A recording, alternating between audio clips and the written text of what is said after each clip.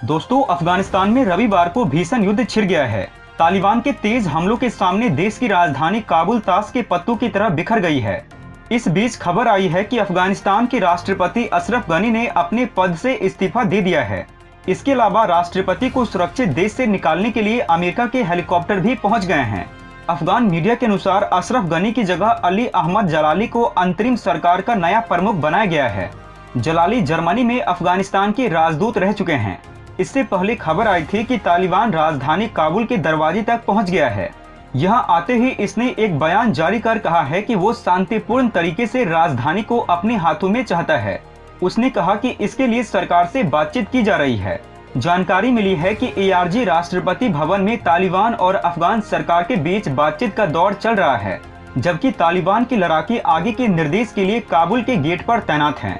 Afghanistan high council for national reconciliation के प्रमुख अब्दुल्ला दोनों पक्षों के बीच मध्यस्थता कर रहे हैं।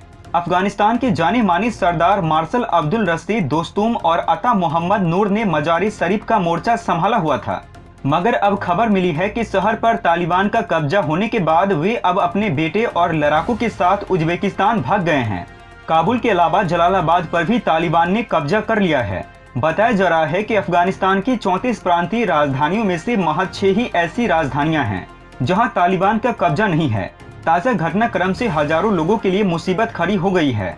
बड़ी संख्या में लोग पास के पार्क या खुले स्थानों में शरण लेने को मजबूर हुए हैं। दोस्तों, अमेरिका के राष्ट्रपति जो बाइडेन ने अफगानिस्तान से अमेरिकी सैनिकों की वापसी की घोषणा कर दी है। सैनिकों की वापसी का काम 31 अगस्त तक पूरा हो जाएगा। इसके बाद से ही अफगानिस्तान में तालिबान ने अपनी सक्रियता बढ़ा दी है। लगातार जारी हिंसक लड़ाई में अब तक तालिबान कई जिलों और प्रांतीय राजधानियों पर कब्जा कर चुका है। अफगानिस्तान में 20 सालों तक चले युद्ध में अहम भूमिका निभाने वाले अमेरिकी सैनिक अपनी सरकार के इस फैसले से निराश और नाखुश हैं। यूएस आर्मी और शिकागो के मूल निवासी 40 साल के टॉम एमेंटा ने वॉशिंगटन पोस्ट से बात करते हुए कहा है कि अमेरिकी सैनिकों के अफगानिस्तान में अंतिम कुछ दिन शेष बचे हुए हैं। गुरुवार को जब खबर आई कि तालिबान ने कंधार और हेरात पर कब्जा कर लिया है तो उन्हें बहुत गुस्सा आया। एमेटा ने अपने दोस्त से ब्लेसिंग की मौत को याद किया, जो 2003 में एक बम धमाके में मारे गए थे। उन्होंने कहा कि अफगानिस्तान के पास कभी कोई समाधान नहीं था, लेकिन अब जब चीजें और ज्यादा मुश्किल हो गई है, हम वहां से जा रहे हैं। यह सही नहीं है। एमेंटा ने कहा कि तालिबान लड़ाकों द्वारा नागरिकों और अफगान सैनिकों के खिलाफ कथित युद्ध अपराध करने की खबरों से वह डरे हुए हैं। आर्मी वेटरन एरिजोना के 34 साल के जॉन वेहेलन ने कहा है कि यह काफी निराशाजनक है। उन्होंने कहा, हमें पता था कि यह होगा। अफगानिस्तान में तैनात रह चुका हर सैनिक अब पूछ रहा है कि आखिर मेरे दोस्त ने किसके लिए जान गंवाई है। मैं भी यही सवाल पूछता हूँ। तालिबान की कंधार पर कब्जा करने की खबर ने वेहेलन को खास तौर पर प्रभावित किया है, क्योंकि उनके 2 दोस्तों की मौत 2010 में इसी शहर के पास हो गई थी। वेहेलन का मानना है कि अमेरिका की वापसी ने अफगान लोगों के साथ किए एक अनकहे वादे को तोड़ दिया है। दोस्तों, अफगानिस्तान की जमीन के साथ साथ तालिबान अब मुल्क के आसमान पर भी कब्जा कर रहा है। तालिबान लड़ाकों ने शनिवार को $6 मिलियन के ब्लैक हॉक हेलीकॉप्टर को कई अमेरिकी उपकरणों के साथ जब्त कर लिया है। सोशल मीडिया पर शेयर किए जा रहे वीडियो में विद्रोहियों को कंधार शहर के आसपास क्रेमलिन निर्मित Mi-17 विमान उड़ाते हुए देखा जा सकता है। इसके बाद से काबुल की ओर बढ़ रहे तालिबान को लेकर अफगानिस्तान की चिंताएं और ज्यादा बढ़ गई है। तालिबान ने अमेरिकी निर्मित ब्लैक हॉक हेलीकॉप्टरों पर कब्जा कर लिया है, जो 2001 रिडले स्कॉट ब्लॉकबस्टर के बाद प्रसिद्ध हुए थे। अफगान सरकार के पायलट जो रूसी हेलीकॉप्टरों को उड़ाते थे, अब तालिबान में शामिल हो चुके हैं। तालिबान से लड़ने के लिए अमेरिका अफगानों में हथियार, उपकरण और सैनिकों की ट्रेनिंग पर अरबों डॉलर खर्च कर चुका है। अफगानिस्तानी सेना के घुटना टेकने के बाद इन हथियारों का इस्तेमाल तालिबानी कर रहे हैं। हाल के दिनों में सोशल मीडिया पर लड़ाकों के हथियारों की कई तस्वीरें सामने आई है, लेकिन इस तरह के कई हाई प्रोफाइल हेलीकॉप्टर पर कब्जा करना चिंता का विषय है।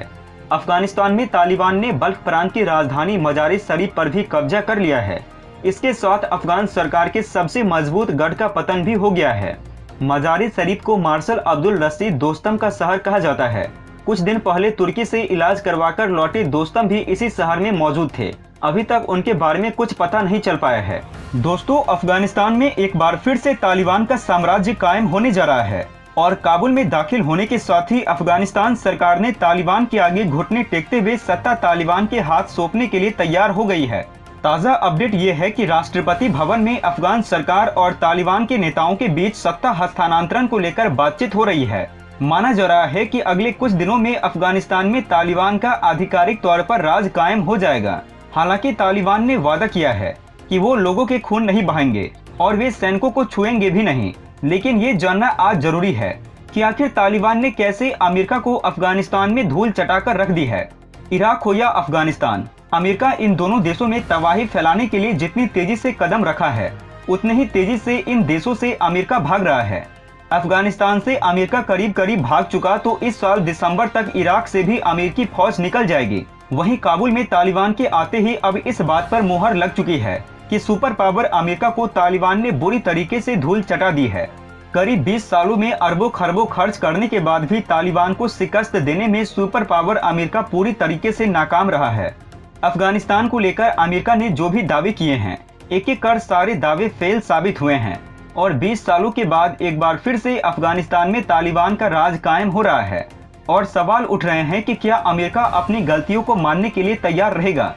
2001 में जब अफगानिस्तान में अमेरिका ने कदम रखा था तो उसने दावा किया था कि वो तालिबान को जड़ से खत्म कर देगा, अलकायदा को उखाड़ फेंकेगा। लेकिन अमेरिका के दावे झूठे निकले। तालिबान 20 सालों तक शांत जरूर रहा, लेकिन वो ज्वालामुखी की तरह धरती के नीचे दबा रहा। अमेरिका इस आग को बुझाने में नाकाम साबित हुआ, क्योंकि अमेरिका अगर कामयाब होता तो सिर्फ 3 या 4 महीने में तालिबान फिर से अफगानिस्तान पर कब्जा नहीं कर लेता।